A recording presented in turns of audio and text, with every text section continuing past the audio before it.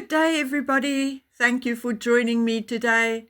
Life is picking up pace now as we are heading towards the end of the year. Sometimes I wish it was mid-December so we could calm down, stop, and relax.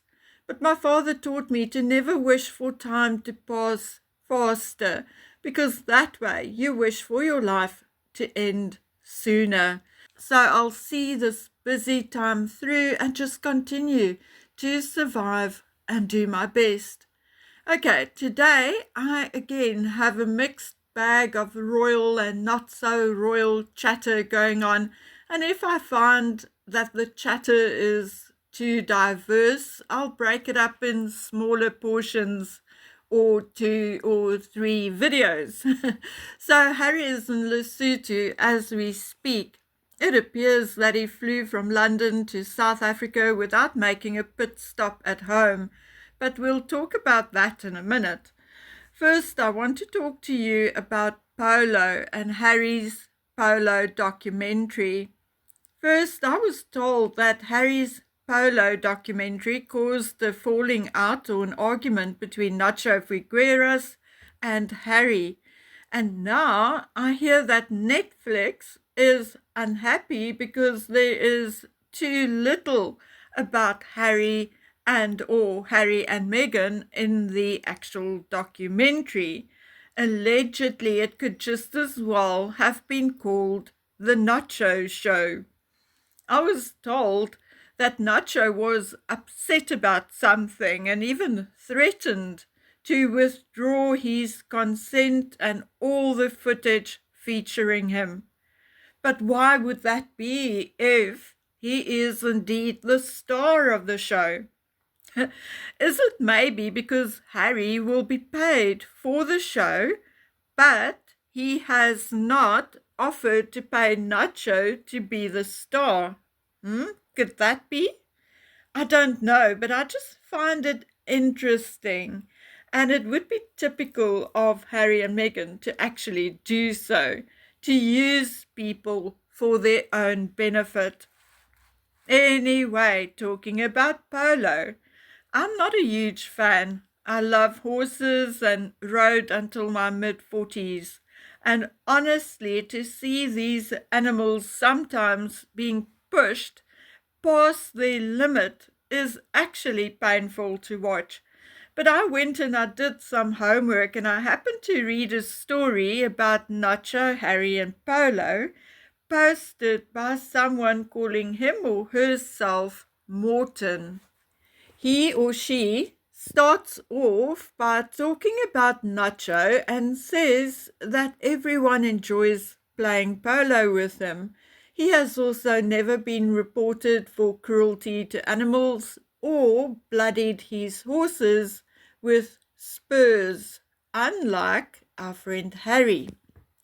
He or she then goes on to tell a story from 2014 when Bo Skerritt, a Queensland-based player who had been playing for 12 years, became famous for telling Harry to, F off. When asked about it by a newspaper, he said, "Harry loses his cool on the field. He is a spoiled brat. He didn't take it too well. I think I'm the only guy who told him to F off in front of a crowd that paid $10,000 to just shake his hand." Bo was also refereeing the match against the Princes of Malaysia, and he also said that Prince William was a perfect gentleman and actually apologized for Harry. There had been 3 Centre-Bali charity matches in less than a year. There was the one in Tokyo, or the summit in Tokyo, on August the 9th, 2023. Then there was the game in Singapore on the 12th of August, 2023, and one in Miami about 6 months ago. The majority of the footage for Harry's Polo series was filmed at the National Polo Center in Wellington, Florida in April 2024. And Morton, whoever Morton is, says that Nacho had not been active at the Santa Barbara club with Harry since then. Now, 6 months later, give or take a few days, Nacho is instead busy on a new project with Zara Tindall. Strange, very strange indeed. It makes me think that the argument may be a true story. The same person is wondering whether Harry has paid Sentabali the 1.5 million he promised them from the proceeds of his book. Or is the check still in the mail? Anyway, so Harry landed in Lesotho on Tuesday, according to reports in local newspapers. He was welcomed by the King and Queen in a private meeting. Harry posted photographs on the Archwell website, and after the meeting, Harry had a meeting with the Prime Minister, and later he met up with the Sentabali team at the Mamuhatu Children's Centre. Harry also attended a lunch hosted by Princess Senate Sisiso, who is 22, and the eldest child of King Letsie III and Queen Mazenate Muhati Sisu. And then in the evening, Harry, Prince Sisu, and others had a fireside chat. This year's also Lesotho's 200 years celebration, so a lot of talk was about what has been achieved and what still needs to be done. Harry will be in Southern Africa until the 4th of October, and he will be going to Johannesburg from Lesotho. Exactly what he'll be doing in Johannesburg is not exactly known yet.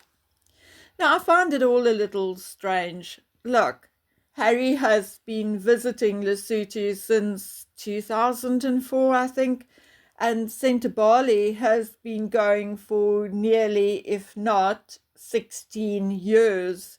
No matter what you or I have to say about Harry, he is still and will still be popular in Lesotho. For the people of Lesotho, Harry will always be Diana's son and will always be the teenager who turned into an adult in front of their eyes, as he visited every year for many, many years. I think until 2014, thereabouts. Harry even has a Basotho name. In Lesotho, Harry is called Muhale. Muhale means hero in English. What a darn pity Harry is no longer living up to his Basotho name. However, the fact that he's there discussing Sentabali business with Prince Sisu is nothing strange. They are indeed like family, having spent a lot of time together.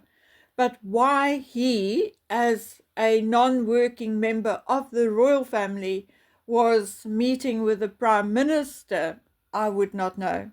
It really looks like Harry has climbed back into his royal shoes. Anyway, my dears, so there you have it for now. I have a list of things I want to talk to you about, so I will be back as soon as I can. So until we meet again on the next one, please take good care of yourselves. Bye.